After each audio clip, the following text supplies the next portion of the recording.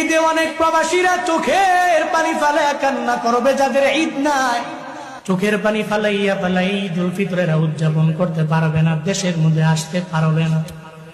কত প্রবাসীরা আসার জন্য রেডি হয়, মা বাবার টেলিফোন করেও জানায়া দেয়, ও মা বাবা তুমি দোয়া কইরা দাও যাতে আল্লাহ পাক এবারে ঈদটা তোমাদের সাথে আমার উদযাপন করায়।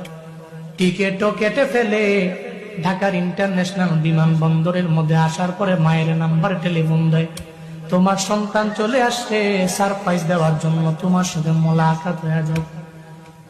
মার মনটা বড় খুশি, 4 বছর 5 বছর ধরে দেখি না, অনেক বছর পরে আমি তারে দেখতে পাইলে আমার মনটা ভালো হয়ে যাবে।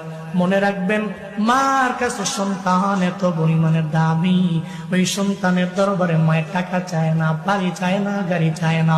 এই যে 2টা বছর 2.5 বছর 3 বছর আপনারে দুগ্ধ পান করাইলো যেই মায়, জীবনে তো কোনোদিন আপনারে বলেন নাই এই দুধের দাম তুমি আমারে দিয়া বাড়ি বানাও, এই দুধের দাম দিয়া তুমি গাড়ি কিনো, আমার দুধের টাকা দিয়া তুমি প্রবাসে যাও, যা মন চায় তাই করো।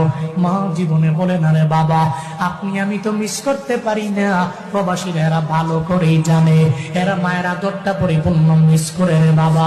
আমি মায়ের বয়ান করলে এরা চোখের পানি ফালায়া ফালায়া কান্দে, গভীর রাতে টেলিফোন দিয়া দিয়া বলে হুজুর